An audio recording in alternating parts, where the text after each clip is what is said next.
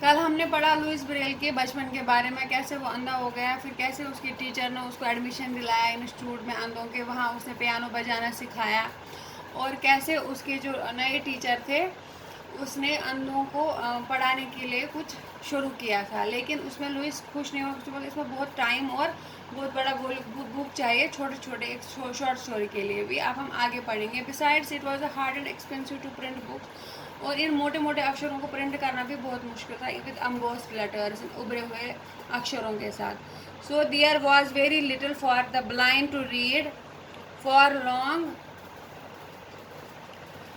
or important books. A blind person had to depend on friends to read out him. There must be an easier way for a blind to read and write. दोनों सोचने लगे, Louis Braille सोचने लगा कि अंधों के लिए कुछ आसान तरीका होना चाहिए वो, ताकि वो पढ़ लिख सके. Young Braille said over and over again, only books can free the blind. और यह इनका अंधकार सिर्फ किताबें ही दूर कर सकती है. A person can never be truly educated unless he can read.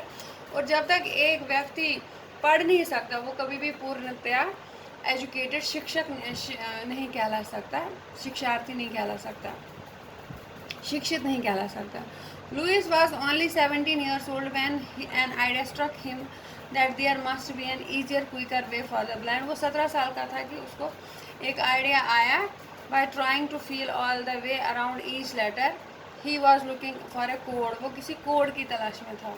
One evening he found the answer. He was sitting in a restaurant listening to a friend read aloud from a newspaper. उसने एक मित्र को जोर जोर से newspaper पढ़ते हुए देखा. Suddenly he heard something that made him jump up. और उसने कुछ सुना जिससे वो एकदम उठा. और in his excitement Louis pounded on the table, shouting, laughing and crying all at once. वो बहुत खुश हो गया कि उसके दिमाग में कुछ आ गया था कि अंधों को कैसे हम पढ़ा लिखा सकते थे. New article was about night writing. Night writing के लिए बारे में था वो article. And new single code in French army. French army के लिए कुछ नया कोड निकला था night writing. And artillery captain named Charles Barbier in the Napoleon army had developed a technique of sending messages by means of dots and dashes. एक artillery captain Napoleon की army था जिसने एक यंत्र जैसा निकाला था मैसेज सेंड करने के लिए, जिसमें डॉट और डैश की मदद ली जाती थी. In relief that is standing above the surface of the paper like embossed type, जो उभरे उभरा हुआ कुछ था. This code could be use in the dark because it could be felt with finger tip. और ये कोड अंधेरे में भी यूज़ किया जाता था क्योंकि फिंगर टिप से उसको फील कर सकते थे, महसूस कर सकते थे. If a man could read and write a message in the dark without using his eyes, then a blind person could do it too. अगर एक व्यक्ति अंधेरे में उसको छू सकता था तो एक ब्लाइंड व्यक्ति भी उसे यूज़ कर सकता था पढ़ने लिखने के लिए.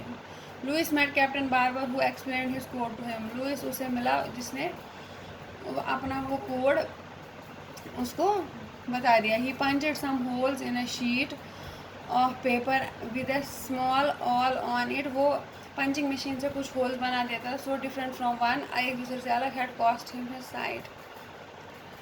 The captain made Louis feel the bumps और dots that he had made on the other side of the paper. तो फिर कैप्टन उसको वो छू कर दिखाता कि कैसे डॉट्स बनाए थे. Certain combination of dots meant a certain army command like retreat of the man. और उन कम्बिनेशन जो डॉट्स की थी उसमें कोई मैसेज होता था, जैसे रिट्रीट या सीज फायर, ऐसे कुछ संदेश भेजे जाते थे and so on. Louis Braille was overjoyed. Punching dots on the paper was easy. और खुश हो गया कि अगर वो मैसेज उस कोड में लिख सकता तो अंधों के लिए ऐसे ही वो ईजी कर सकता था पढ़ना. Fast and inexpensive. Now he could figure out a way by which the blind might punch out all the words in the code made of the dots. अब वो एक तरीका निकालता जिसमें ब्लाइंड सारे डॉट्स को, जैसे इसमें दिखाया है 1 को कैसे डॉट में 2 3 4 5 6, तो वो निकाल सकता था वो ज़रिया जिससे अंधों को उन डॉट्स को पढ़ने में ईजियर होता. After many months of hard work, में लुइस वॉज 20 साल का, in 1829 he had worked out his system. He design a little hand punch that could be used in the oblong cell containing 6 holes. उसने ऐसा बनाया जिसमें 6 holes थे. There was a special combination of dots, उसमें combination थी dots की. Every letter of the alphabet for every number and for every punctuation mark. Another blind person who knew the code could now feel the dots made by the punch and read with Braille had written. और फिर दूसरा व्यक्ति उन dots को feel करके पढ़ सकता था कि जो ब्रेल ने लिखे हुए. After a while, Louis learned to punch write almost as fast as a person could. और कुछ ही समय में लुइस बहुत तेज़ी से इन डॉट्स को पंच करना सीख गया. Identify dot writing with his fingers. फिर उनको आइडेंटिफाई करना अपनी उंगलियों से almost as quickly as a single person, जैसे देख आंखों वाला व्यक्ति करता था. Louis punched out a number of stories as they were read to him from books. Louis ने ऐसी बहुत तरह की स्टोरीज पंच कर दी. He knew his method. वो अपना तरीका जान गया था. But now the authorities of his institute would now accept the Braille system. अब ये था कि उसके जो अथॉरिटी थे वो उसको स्वीकृति देते कि नहीं इस सिस्टम के लिए. People who could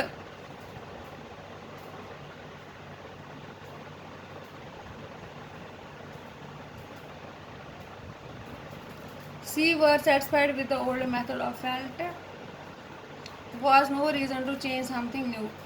Printers of the old style embossed books were afraid they would lose the business of braille system. जो पुराने ये प्रिंटर थे जो प्रिंट करते थे एम्बोस्ड बुक्स को, वो थोड़े परेशान थे कि ब्रेल सिस्टम जब आएगा तो हमारी बुक्स मैथ होता है अपनी खो देंगे, उनका बिजनेस लॉस में चला जाएगा. But Braille went on his work. वो अपना काम करता गया. He taught his blind people in private after his hours. वो अपने शिक्षकों को अंधों को पढ़ाता गया अपने मेथड से. जल्द ही हमें जो ब्रेल लिपि मिल गई जिससे अंधे पढ़. Braille began to get letters from the blind in every country in the world begging for instruction. इस तरह से अंधों को मुक्ति मिलने लगी बैगिंग से. For next few years Braille work to improve his system. वो अपने सिस्टम पे काम करता गया और इस तरह से. But still his system was hardly known to the public. फिर भी उसको लोगों तक नहीं पहुंचा जा सका. To Braille's great disappointment. वो फिर भी निराश था. वन इवनिंग शी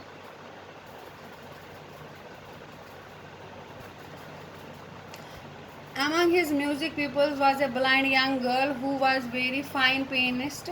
पियानिस्ट थी एक लड़की. Braille had taught her dot method for reading and writing music. Braille ने उसको सिखाया था म्यूज़िक. ये इस चैप्टर का दूसरा पार्ट है. अभी हम इस चैप्टर को नेक्स्ट लेक्चर में पूरा करेंगे. तब तक आप इसको पूरी तरह से रीड करना, राइट करना और डिफ़िकल्ट वर्ड्स पढ़ना. Thank you. Have a nice day.